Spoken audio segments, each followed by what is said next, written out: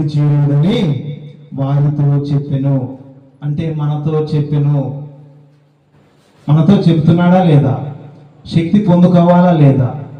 ఫలానా వ్యక్తి ప్రార్థనకి వెళుతున్నాడు, ఎవరన్నా వచ్చి ప్రార్థన చేయమ్మా, ఇన్ని సంవత్సరాల నుంచి నువ్వు ప్రార్థనకి వెళుతున్నావు కదా, దేవుని శక్తి నీ మీద ఉంది కదా, దేవుని ప్రేమ నీ మీద ఉంది కదా, ఇదిగో బిడ్డకు బాగలేదు, ప్రార్థన చేయని ఒక వ్యక్తి నీ దగ్గరకు వచ్చినప్పుడు, మన దగ్గరకు వచ్చినప్పుడు మనం ఏమని చేయగలం?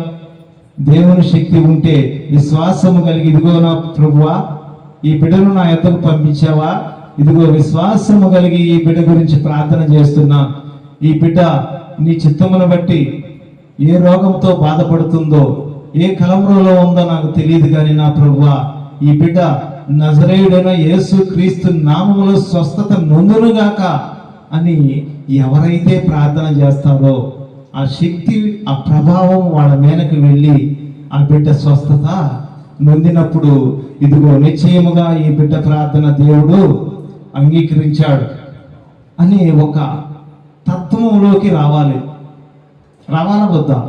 ఎన్ని సంవత్సరాల నుంచి ప్రార్థనకి వెళ్తున్నాం మనం? దేవుని శక్తి లేకుండా, దేవుని ప్రేమ లేకుండా, దేవుని కృప లేకుండా ఎంతకాలం ఈ లోకాన్ని ఆశ్రయించి బ్రతుకుదాం?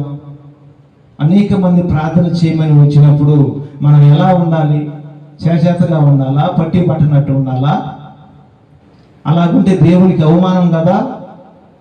అవమానం రాకుండా ఉండాలంటే మనం ఏం చేయాలి? దేవుని ఇష్టమేదో, దేవుని చిత్తమేదో గ్రహించుకొని మనం ప్రార్థనలో ఉండాలి.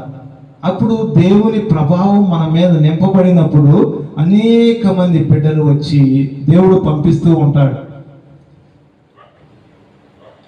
మీకు ఒక మాట తెలియపరుస్తున్నాను. అది ఏంటంటే, ఒక బావి తవ్వినప్పుడు నీళ్లు విస్తారముగా ఉడికినప్పుడు అనేక మంది ఆ బావి దగ్గరకు వచ్చి నీళ్లు చేదుకుంటారా లేదా? చేదుకుంటారు. అలాగనే మనం ఆత్మీయతతో నింపబడినప్పుడు, దేవుని కృప, ఆయన ప్రేమ మనలో ఉండినప్పుడు దేవుడు ఏం చేస్తాడంటే అనేక మందిని పంపిస్తాడు. అనేక మందిని పంపించి, ఇదిగో నా బిడ్డలు వస్తున్నారు, ప్రార్థన చేసి పంపించు అని దేవుడు మనలో నుండి మాట్లాడుతూ ఉంటాడు. మనమేమో పట్టి పట్టనట్టుగా ఉంటే మాత్రం ఒకసారి రెండుసార్లు దేవుడు హెచ్చరిస్తాడు, మూడోసారి పట్టించుకోడు. మనలో ఉన్న ఆత్మీయత అట్టనే పెట్టుకున్నాం అనుకో, ఎందుకు పనికి రాకుండా పోతాం. అందుకనే దేవుని ఆలోచన ఏదో, ఆయన చిత్తం ఏదో గ్రహించుకోవాలి. ఆ గ్రహింపు లేకపోతే ఎంతకాలము ప్రార్థన పోయినా వ్యర్థమే. ఎంతకాలం ప్రార్థన పోయినా వ్యర్థమే. ఆ బావిలో నీళ్లు చేరుతూ ఉన్న కొలది ఓట ఊరి అనేక మందికి ఎలాగూ దాహం తీరుస్తూ ఉందో, మనలో ఉంచిన దేవుని ప్రేమను, ఆత్మీయతను అనేక మందికి పంచకపోతే దాహం తీరుతుందా? తీరదు కదా.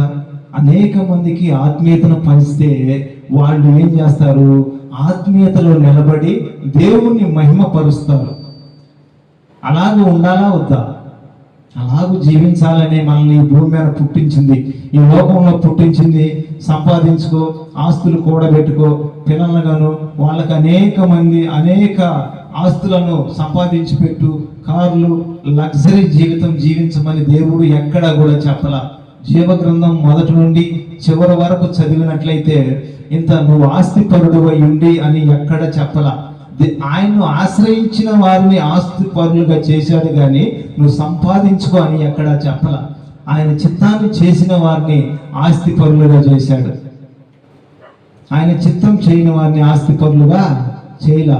అలాగైతే లోకంలో చాలా మంది కోటాను కోట్లు సంపాదించి బిల్డింగ్ల మీద బిల్డింగ్లు కట్టించుకున్నారు కదా. మరి వాళ్ళ పరిస్థితి ఏంటంటే, దేవుడు వదిలేసిన వారు ఎంత డబ్బైనా సంపాదిస్తారు. వాళ్ళు ఏం చేస్తారంటే పేదలను అనగదొక్కుతూ, వాళ్ళకి మంచి చెడు అనేది ఏముండదు, పని చేయించుకుంటారు.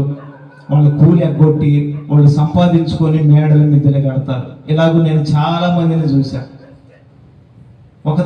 ఒకడు ధనవంతుడు అయ్యాడంటే వాడు ఎంతమందినో అనగదొక్కి పైకి లెగుస్తాడు. అది నిశ్చయం. కష్టపడి ఎవడు పైకి రాడు.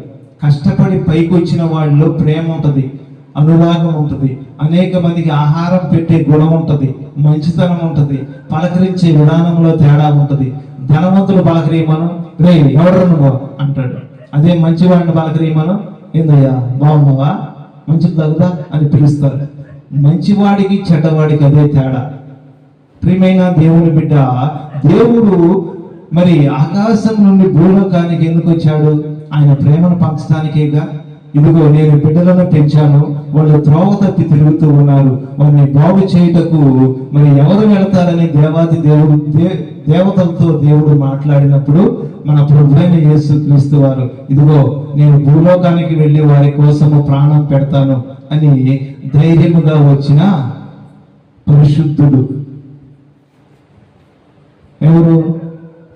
యేసుక్రీస్తు వారు ధైర్యముగా వచ్చాడు. ఎందుకు వచ్చాడు?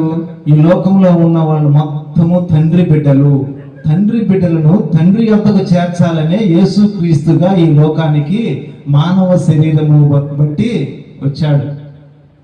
అటువంటి ప్రేమ మనపై కుమ్మరించినప్పుడు మనము ఆయన బిడ్డలను మరి దేవునికి అప్పచెప్పే వారిగా ఉండాలా వద్దా? అలా ఉండాలని దేవుని చిత్తం. సంపాదించి కూడబెట్టుకోవాలని కాదు, సంపాదించి కోట్లు వెనకేసుకోమని కాదు. దేవుని చిత్తాన్ని ఎరుగుటే మనకు ఆశీర్వాదకరము అని దేవుడు మాట్లాడుతున్నాడు.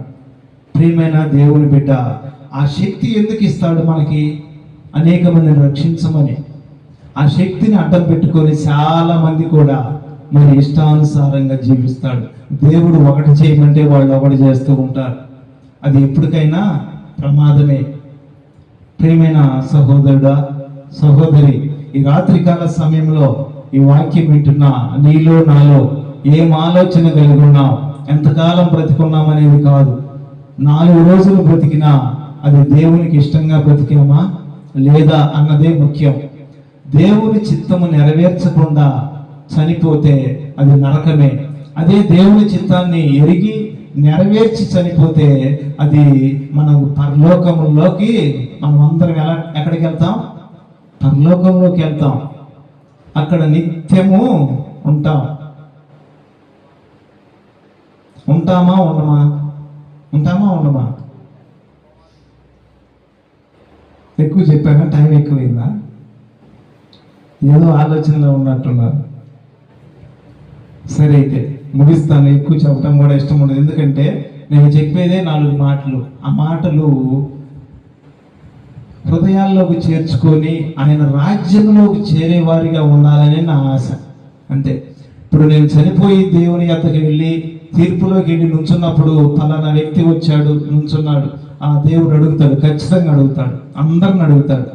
అయ్యా, భూమి మీద ఉన్నప్పుడు విచ్చలవిడిగా తిరిగావుగా, నా కోసం ఏం చేశావు అని అడుగుతాడు. అప్పుడు ఏం సమాధానం చెప్పాలి మనం?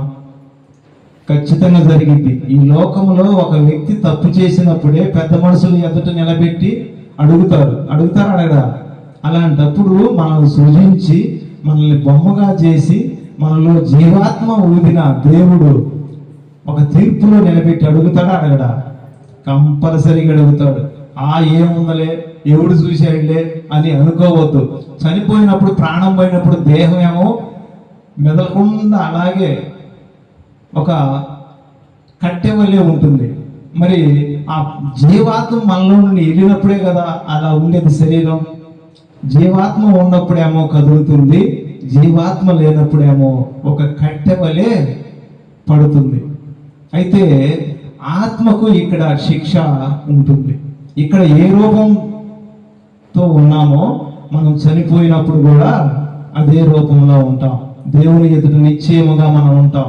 ఆ తీర్పులో మనం ఎలా ఉండాలంటే నిందలేని వారిగా ఉండాలి. ఇదిగో నా ప్రభువా, నా జీవిత కాలంలో ఇదిగో ఈ 10 మందిని దేవుని నీ వైపు నడిపించానయ్యా అని ఒక గొప్పగా చెప్పుకునేటట్టుగా ఉండాలి.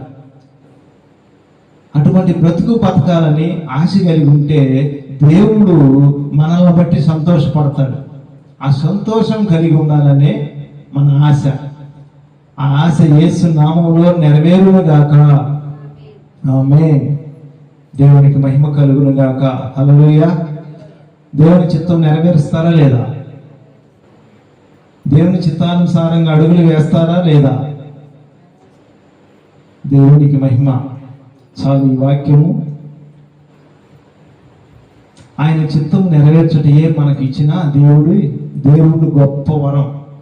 ఆయన చిత్తానుసారంగా బ్రతకాలనే ఆశ యేసు నామములో నెరవేరుగాక.